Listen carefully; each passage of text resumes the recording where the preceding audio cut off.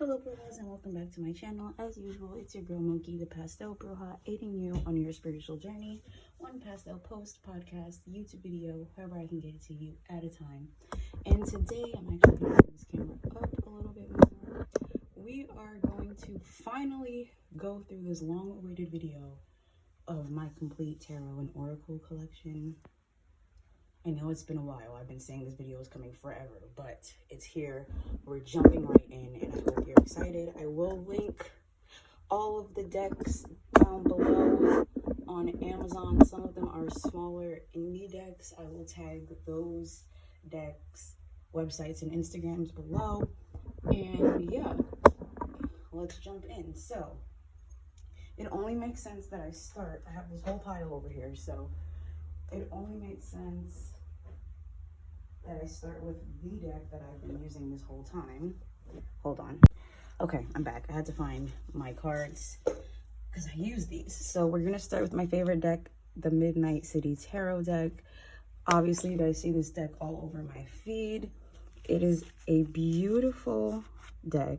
It's my colors. I'm honestly considering buying a new deck because they are starting to like show a little bit of wear and tear on the edges.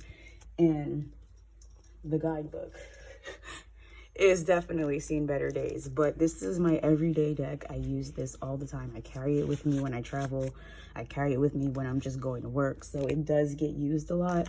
I'm rating this deck a 10 out of 10. You saw when I unboxed it, I uploaded a video.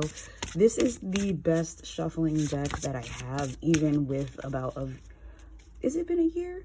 Around a year of owning it, it still shuffles like butter and is still hands down my favorite. Okay, next we have the Spirit Song Tarot, which is another beautiful deck. The backs are simple. Sorry about the box, my dogs got to it, but the backs are super simple, but the artwork on the fronts is just, oh my gosh, so pretty.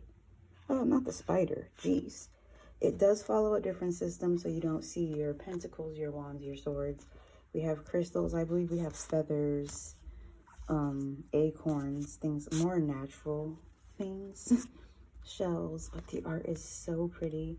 So if you are interested in decks that don't follow the traditional Rider-Waite systems, I highly recommend it for you. Not only is the artwork pretty, even though the cards are a little bigger, it still shuffles nice, and it's, oh, I love this deck. It's so pretty. I don't use this one as much either. I did just get this one a little more recently, but it's so pretty. Oh my gosh, the artwork. 10 out of 10 stars.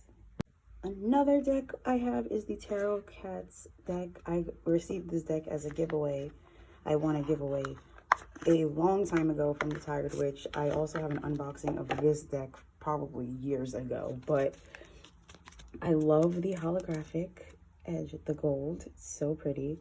I also love this glossy color, like the glossy sheen rather, and I love the backing.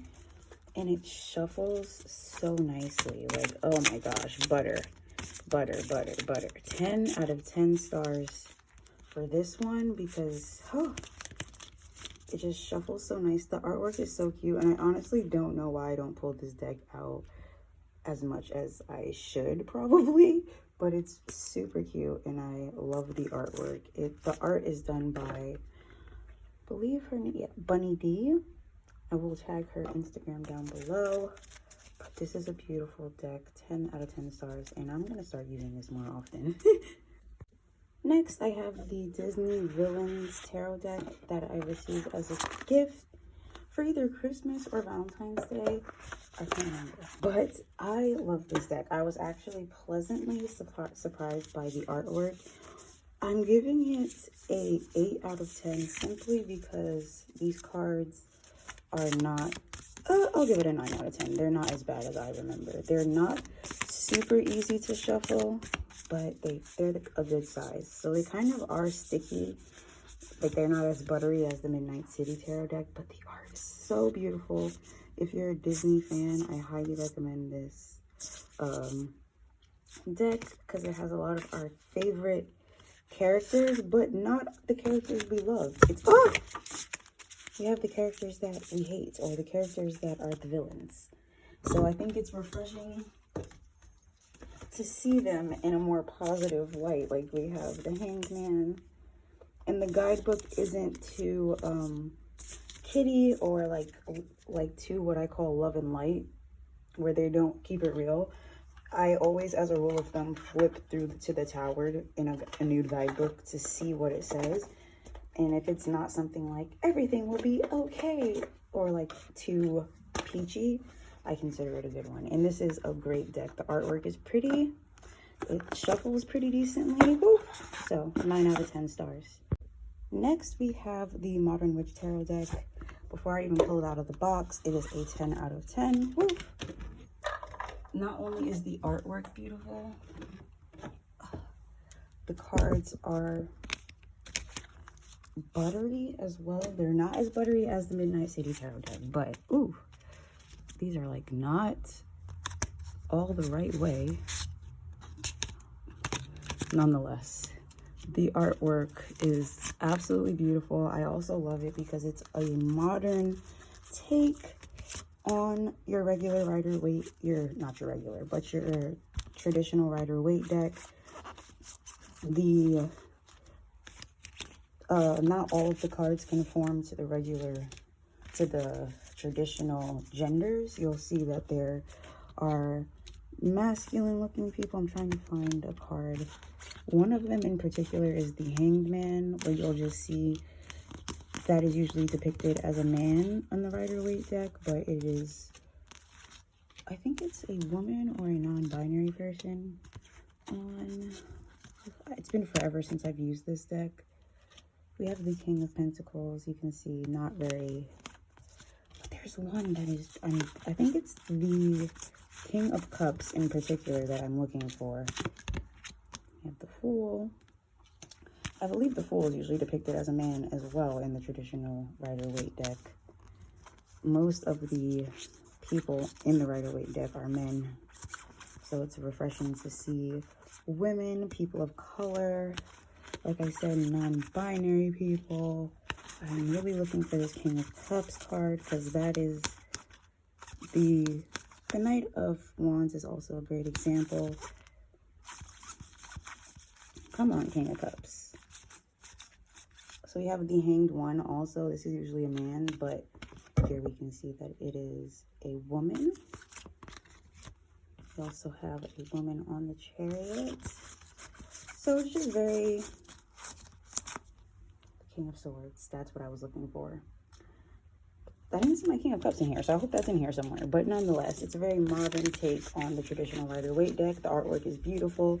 There's also a matching tarot journal. I will link that below as well. I did a flip through of that as well, so go check that video out after this one.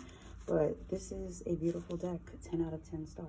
Next, we have the Affirmators deck. I love this deck because the artwork is so cute. The guidebook is not in here. I think it's in my tarot pouch. It's not in my tarot pouch. It's somewhere because I usually carry that guidebook with me along with my Midnight City Tarot deck just because their guidebook is super funny. If you saw the unboxing, you'll see. And each card has its own affirmation, so I do like to carry that with me just to look at the affirmation. I rate this deck about a 9 out of 10. It's a super cute deck. The artwork is adorable. Like I said, the guidebook is amazing, but it's not very easy to shuffle. The cards are a little bit bigger than I would like them to be. I also have small hands, so this is probably biased. But hold on, let me bring this. Can I bring this up? Try to bring this up as high as I possibly can. Because there we go. More space. There we go. Perfect. So, because I'm like hunched over showing you guys this, but I love the cards. They're a little bit harder to shuffle. They're also like a card stock, a matte card stock. So I feel like that's why they're a little bit harder to shuffle, but the backs are beautiful. I love the holographic. I love the deck. It's just a little hard to shuffle. So 9 out of 10. Okay, so this is my last tarot deck in the collection. This is the Crystal Unicorn Tarot. This was the first tarot deck I bought and used. after my Rider-Waite deck, and I was so in love with it. But honestly, I don't like this deck anymore. I've completely misplaced the guidebook. I have no idea where it is now that I think about it. That's hilarious because I thought it was in this box. But the thing I probably like the least about this deck is the guidebook. It's one of those super love and light guidebooks. It's not very detailed, so I wouldn't recommend it for beginners. The art is super cute, but I just feel like over time I just kind of outgrew this deck, and while I still do love the art, the guidebook was a little too kiddie, a little too love and light for me. They shuffle, if I remember correctly, they shuffle pretty nice, and they are pretty. So I'm going to give them a 7 out of 10, a 6 out of 10, because like I said, the guidebook I'm not a huge fan of. And yeah, the cards are pretty, but I feel like they could have been a little bit brighter for my taste. But that's just my personal opinion. My main reason for not liking this deck as much is the guidebook. So I'm going to give it a 6 out of 10 stars.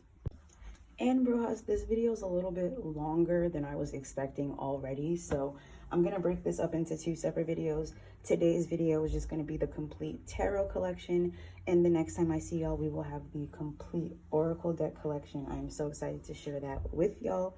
I don't use my oracle decks as much, so they are in a lot better condition, but I will share that with y'all next time. If you enjoyed this video, make sure you hit that like button, comment down below which one is your favorite, and remember that they're all linked below with either Amazon affiliate links or just the website to that person's deck.